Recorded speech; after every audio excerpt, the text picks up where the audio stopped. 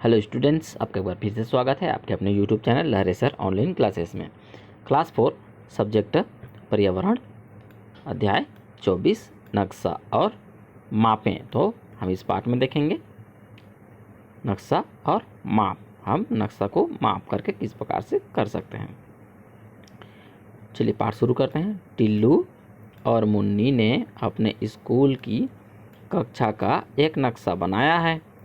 नक्शा बनाने के पहले उन्होंने माचिस की तिलियाँ इकट्ठी की। फिर उन्होंने अपनी कक्षा की हर दीवार को कदम से चल करके नापा। तो उन्होंने सबसे पहले क्या किया, इस तरह की तिलियों को पहले इकट्ठा कर लिया और फिर अपने कक्षा को अपने कदमों से चल चल करके नापा, लंबाई और चौड़ाई को। ठीक है।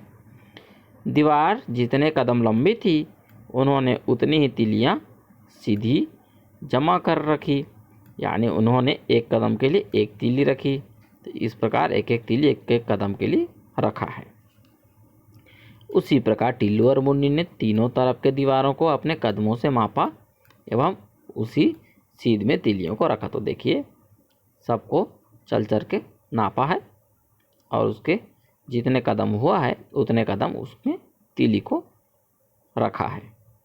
दोनों बहुत खुश हुए और गुरुजी को तिलियों द्वारा बनाए गए अपनी कक्षा का नक्शा दिखाया। तो इस प्रकार से उन्होंने नक्शा दिखाया। अब आपको क्या करना है, अब तुम 15 कदम लंबाई और 12 कदम चौड़ाई वाली कक्षा के कमरे का नक्शा तैयार करो, जिसमें एक तीली बराबर एक कदम। तो लंबाई में 15 कदम तो 15 तीली और चौड़ाई में 12 कदम मतलब 12 तीली आपको रखने हैं। उनकी कक्षा का कमरा था 15 कदम लंबा, ठीक है, और 12 कदम चौड़ा। इस प्रकार से नीचे दिए गए चित्र को देखो, उन्होंने ज़्यादा तीली तो नहीं रख दी, तो आपको गिन करके करना है। 1 2 3 4 5 6 7 8 9 10 11 12 13 14 और 15। इस प्रकार उन्होंने करेक्ट 15 तीली रखा है, जो क्या है देखिए लंबाई में 15 कदम है। अब चौड़ाई को भी देख लेते हैं। 1 2 3 4 5 6 7 8 9 10 11 12 13 14 15। उन्होंने यहाँ भी 15 कदम रख दिया है। अब इसको देख लेते हैं। 1 2 3 4 5 6 7 8 9 10 11 12 13 14 और 15। उन्होंने यहाँ भी 15 कदम रख दिया है।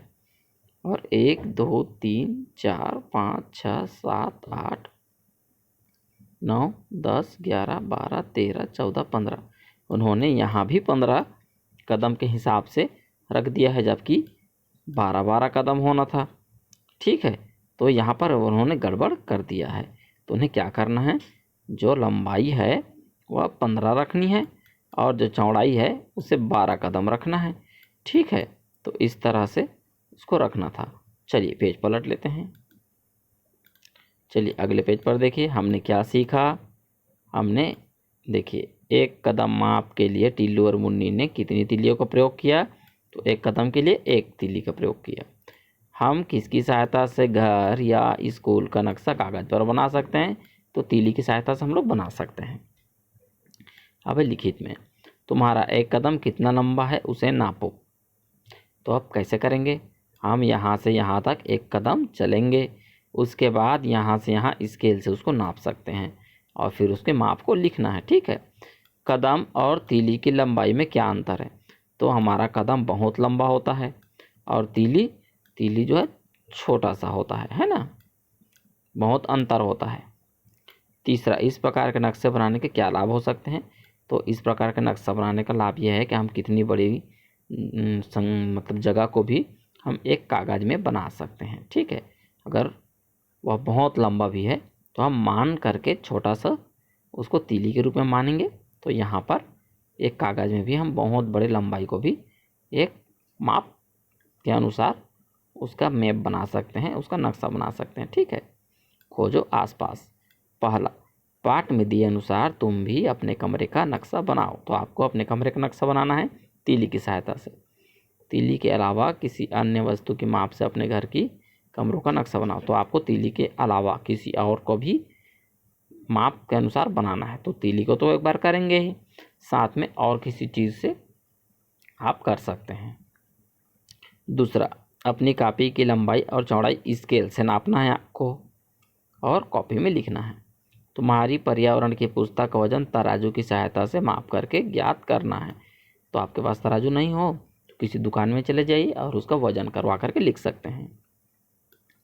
दिन भर तुमने कितना लीटर पानी पिया है उसको पता करो। तो आप गिलास में आप एक दिन गिनते रहिए कि आप कितने गिलास पानी पीते हैं और एक गिलास को आप लीटर में, मापने वाले लीटर वाले में आप माप करके देख लीजिए कि वह कितना होता है। फिर आपको पता चल जाएगा कि आपने दिन भर में कितना पानी पिया।